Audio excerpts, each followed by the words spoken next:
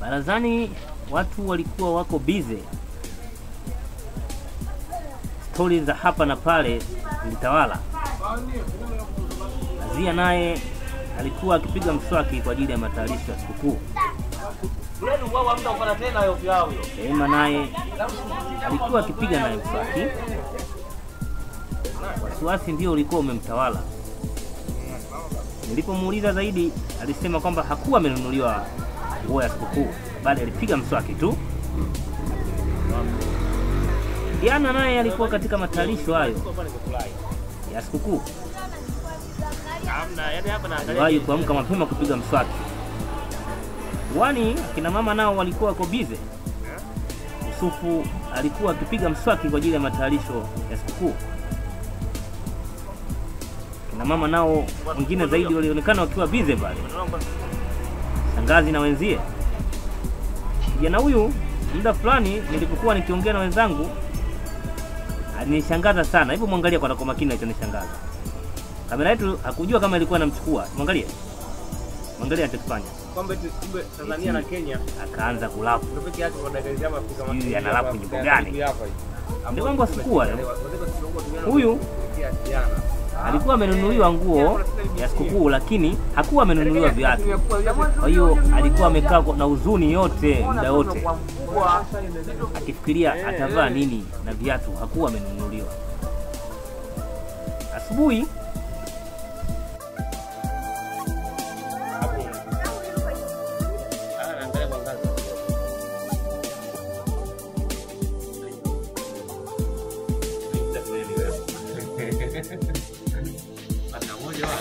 watu waliwahi mapema kununua vitafunio. Zamani aliwahi kununua sambusa na kula bila hata kunywa chai. Eti aliniambia chai ya nini? Na yeye ana hamu ya kula ubwabwa mapema. Kwa hiyo alikula sambusa kavu kavu. Ndio mambo ya sikukuu haya. Baba Kibabu naye alitoa vitafunio vyake. Hatukujua kama vilikuwa vitumbua au sambusa. Angalia anapopewa hapo. Akavipokea. Baada hapo akampa mwanaye apeleke ndani. Hapa nao watu wakaanza kuoga, wengine wakisugua gaga kwa ajili ya matayarisho ya sikukuu. Gaga likasuguliwa hapa. Mali naye akaonekana akiwa anaenda kuoga. Sabuni zikaanza kutafutwa. Sikiza bwana, sikiza kutafuta sabuni.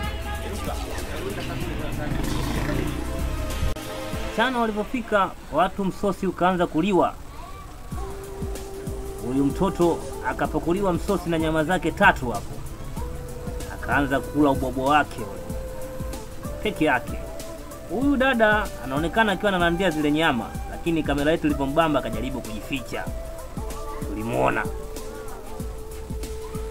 Ya ndo mambo ya Swahilini hayo. Kizubaa watu lazima wakumalize.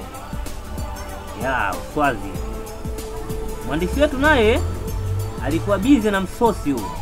Asante sana Mama Wema, maana aliweza kumpa mwandishi wetu ubwabwa wa nguvu, naye alikula pale matonge ya nguvu yale. Wakati huo Mike naye alikuwa amekunywa uji wake, vyombo vilionekana vile. Watoto Swazi walianza kujilamba-lamba pale yale maubwabwa yalobakia, walikuwa wameshiba kweli, cheko wanapojilamba. Yaani walijilamba kweli yani. Ndio mambo ya ubwabwa hayo. Ubwabwa wa sikukuu. Kijana mwingine naye tulimkuta, hebu mwangalie kijana nilimkuta naye akijilamba. Alikuwa ameshiba ubwabwa. Watu walijilamba kweli, tamu wa pilau. Matumbo yalijaa, yalikuwa makubwa kweli, yalijaa pilau. Pilau lenyewe, cheki matumbo la Kibabu. Cheki tumbo la Kibabu na ili tumbo la Nakunja la Fati. Yaani huyu ndo alishiba hatari. Shibe kweli mbaya. Kwani wakati fulani nikiangalia vyombo hivi niliwakuta huyu mtu na dada yake wakiwa wameshiba wakianza kugombana. Hebu angalia kijana anachofanya. Akaanza kumpiga na mwiko. Huyu naye akaanza kucheza kombolela. Eti akataka tucheze kombolela la kujificha. Kana alikuwa ameshiba sana huyu. Shoi nikambamba. Akabambika. Akabambika bana. Ilipofika mida ya kuvaa nikakutana na Komando Abdalrahmani. Komando hii lambo, mtoto ya mama, mtoto wa mama, alikuwa amependeza kweli kweli pale. Juu alikuwa amevaa shati moja kari na kadeti moja, hii suruali ya shilingi 50 na viatu vya kisasa kabisa. Huyu ndio Abdalrahmani, na nje alikuwa na kitambaa cha shilingi 50,000. Huyu ndio Abdalrahmani. Mtoto wa pili kumpata alikuwa Arafati na Kunji. Yeye muda wote alikuwa kaeka mkono tu ndani ya mfuko. Hatukujua kulikuwa na nini ndani ya mfuko. Yeye alikuwa amenyoa upala yeye na kakake kutoka saluni ya kisasa kabisa. Ilikuwa kule Tandale kwa Mtogole. Arafati alikuwa amevaa suti yeye na kaka yake ya rangi ya brown. Suti hizi zilikuwa zimenunuliwa kutoka Marekani pale. Huyu ndio Arafati, ndio suti za kisasa kabisa na kaka yake. Chini alikuwa amevaa viatu, yani viatu hivi vilikuwa vya ukweli kabisa. Kaka yake naye anaitwa Hasani, alikuwa amevaa viatu vya kupigwa kiwi kabisa hivi.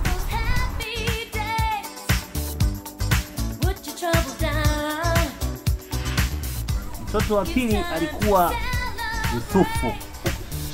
Yusufu alinunuliwa shati, nadhani nitakuwa Manzese, lakini muda wote huo alikuwa na huzuni. Mama yake alipomwambia ainuke, alianza kujificha. Pale. Sikujua sababu ya yeye kujificha. Mwisho tulipombembeleza ainuke, akainuka. Tukaanza kumuona juu mpaka chini. Yaani Najma naye hakuwa nyuma. Yeye alinunuliwa kofia ya kisasa kabisa. Nadhani itakuwa na dada yake Wema. Na gauni hili la gharama kweli kweli. Yaani gauni la gharama. Chini alinunuliwa soksi nzuri na viatu vya mvuto kabisa. Hakika Najma alipendeza kweli kweli. Devi naye hakuwa nyuma. Alivaa shati la dogi dogi, mkanda wa kisasa na suruali nyeusi na viatu vya taliba. Hakika alipendeza. Hebu muangalie bwana. Hebu muangalie kwanza alivyopendeza bwana Devi. Huyu lazima atakuja kuwa pasta baadaye. Huyu lazima awe pasta vizuri tu. Arafati naye na kaka yake walifuata kamera yetu. Kibabu hakuwa amevaa nguo za sikukuu. Alipojaribu kuifuata kamera yetu, angalia kilichompata. Akafukuzwa atoke akavae nguo. Atoke kabisa Kibabu. Baba yake akaamua kumpeleka ndani akavae nguo zake za sikukuu. Yaani akamuingiza ndani mwanae baba. Kibabu akaingia ndani na baba yake. Akaingia ndani kwa mbwembwe nzuri kabisa. Tukamsubiri kwa hamu huku tukimchungulia. Kumwambia atoke. Tukamsubiri Kibabu atoke. Atoke Kibabu. Na mwisho Kibabu akatoka. Alipotoka, alichokifanya yeye, akaleta staili ya chichi. Pale. Hebu muangalie bwana. Hakika Kibabu alipendeza kweli kweli. Chini alikula kiatu cha kisasa cha njano kabisa. Shati la dogi dogi. Na ndani yake alivaa fulana ya blue pale. Na unga alinyoa Kibabu. Yaani Kibabu alipendeza kweli kweli Kibabu. Na yeye ndio alikuwa mtoto aliyependeza kwa siku hiyo. Yaani alitokelezea. Hebu mcheke kwanza. Cheki juu mpaka chini Kibabu. Yaani Kibabu alipendeza kweli kweli. Nuhu naye alivaa shati yekundu. Ilipofika mida ya kutembea, Abdalrahmani aliondoka kitemi, kwani alikuwa amejaa mfukoni. Kamera yetu iliamua kumfuata Abdalrahmani. Tuone huyu komando anakwenda wapi. Lakini alipogundua kamera yetu inamfuata, alisubiria njiani. Kisha mwandishi wetu akaanza kumuuliza maswali kwamba anaonaje siku ya leo. Akasema siku ya leo ni nzuri kweli, yani ni murua. Akamwambia atatupa zawadi gani? Akasema zawadi atakayotupa atatuchezea nyimbo basi akaanza kucheza Komando Abdulrahmani. Hebu mcheki kwanza. Cheki anapokwenda. Akarapu kisasa kabisa. Mimi kuongea sana, hebu muangalieni mwenyewe anapocheza. Nitafute sababu ya kuridhia, sawa nena na nitaudanganya moyo utatulia. Abdulrahmani safi sana mcheme Abdulrahmani. Cheki kwa Nitaudanganya moyo utatulia. Basi nena na nitafute sababu ya kuridhia. Wakati fulani mwandishi wetu akiwa anatembea alimkuta yule mtoto na kunji akiwa anahesabu mapesa yake ya sikukuu pale. Alikuwa amejaa siku hiyo, kwani alikuwa na shilingi 200 mfukoni. Na kunji alipogundua mwandishi wetu anamchukua, akakasirika, akaanza kumkimbiza mwandishi. Mwandishi wetu alipata misukosuko kweli kwa kupigwa na baadhi ya watu. Kuna muda fulani mama yake na Arafati naye akaanza kumpiga mwandishi wetu bwana. Yaani mwandishi alipata misukosuko mikubwa kweli. Wakati mwingine mwandishi wetu alianza kupigwa na huyu dada Wema, huyu Wema Sepetu. Yaani mwandishi alidundwa na kusukumwa kweli. Sijalijua mwandishi ni nini kilichokuwa msibu, lakini mwandishi wetu alijidi tu kuchukua picha. Wengine wakaanza kukimbia wasionekane, wakashtaki kwa mama zao, lakini mama zao walinyamaza tu ili tuwachukue watoto zao vizuri. Wakati fulani mwandishi wetu alimkuta huyu Arafati akiwa amemuudhi shangazi yake, akala kibao, akaanza kulia, enda sema baba. Ya, hiyo ndio staili yake, akipigwa siku zote tu enda sema baba, enda sema mama. Lakini alitulia siku hizo mbele ya shangazi yake. Yaani alitulia na akaamua kuingiza mkono wake mfukoni ili kujiridhisha. Ndio mambo ya sikukuu. Kizubaa lazima udundwe. Yaani raha tupu. Mheshimiwa huyu siku hiyo alikuwa busy tu na masimu. Yaani yeye simu muda wote, mwanzo mpaka mwisho. Hiyo mama yake na Mike alikuwa na furaha kweli. Nilipofanya uchunguzi nikagundua kwamba watoto zake wote walikuwa wapo nje. Huyu ndani alikuwa amemwacha Mike na nani. Yaani nilishangaa kweli. Hapa namuona Diana alikuwa nje, Rehema alikuwa nje. Sijui alimwacha na nani. Sasa ikafika wakati wa kutoa pesa. Mama wakawa busy kuwapa watoto zao pesa za sikukuu pale. Watoto walipata pesa nyingi kweli. Familia hii kama unavyoiona. Familia hii nyingine nayo ikaanza kutoa pesa kwa watoto zao ili waende wakafurahi sikukuu. Ama kweli hii ilikuwa nzuri sana kwa upande wetu.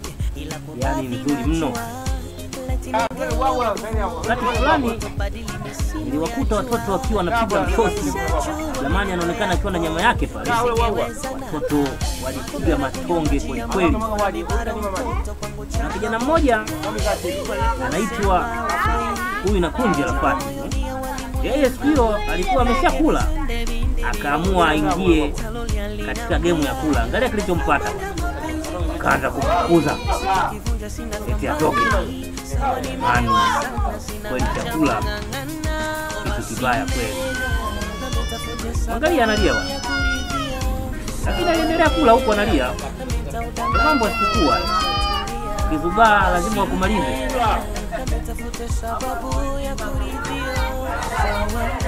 Huku watu wakiwa nakula, Nuhu alikuwa na mawazo yake. Akaamua kumdhulumu Abdulrahmani, akachukua nyama ya Abdulrahmani. Abdulrahmani akakasirika. Maamuzi yake, angalia alichoamua Abdulrahmani. Baada kuona nyama yake kachukuliwa, akasema jongo hili ni lake. Asile mtu mpaka apewe nyama yake. Jungu ni lake, asile mtu mpaka apewe nyama yake. Kazidi kuongezewa msosi pale. Yaani misosi ikazidi kuongezwa. Kaongezwa pale msosi huku wakipiga kupiga ule msosi kwa furaha kabisa. Watoto Swazi wakaongezwa tena kwa mara ya 3 pale. Hizo kaletwa tena zingine sahani. Yaani hapo na nyama ni hivyo. Mambo sikukuu. Yaani sikukuu kama hujashiba wewe huna bahati. Watu matonge wakazidi kuyapiga bana. Tonge ya sikukuu yakapigwa. Huyu ndio mdhamini wetu wa bwabwa kwa siku ya leo. Walikuwa na njaa kweli. Wakati hayo ya kijili, wengine walikuwa kwa bize kama aka kasichana kalikuwa kanajipamba pamba pale vitu vyake. Wezi wanapiga msosi, yeye anajipamba, hana hata habari. Haya tampiga moja. Wasichana bwana hawapendi kula kabisa. Walipoanza kushiba wakaanza vibweka vyao. Hebu muangalie huyu kijana aliposhiba akaanza kufanya nini? Hebu muangalie, akaanza kukumbatia. Ni mambo ya shibe haya. Wengine nao walipoanza kushiba wakaanza vibweka vyao. Eti muangalie huyu. Eti akasema nini? Eti amemkumbuka Chichi. Unasikilize bwana. Eti amemkumbuka Chichi. Bwana, hebu Ndio wote ya kumkumbuka. Sasa hivi ndo anamkumbuka Chichi. Ndio wangu shinde yani. Inabidi aende zake kumpelekea Chichi pale msosi. Walipozidi wengine kushiba wakaanza uchokozi. Kijana wewe anaonekana akileta uchokozi. Akiwa anamchokoza mwenzie. Shibe bwana, hebu msikie bwana. Ndio mambo hayo. Ndio mambo ya shibe.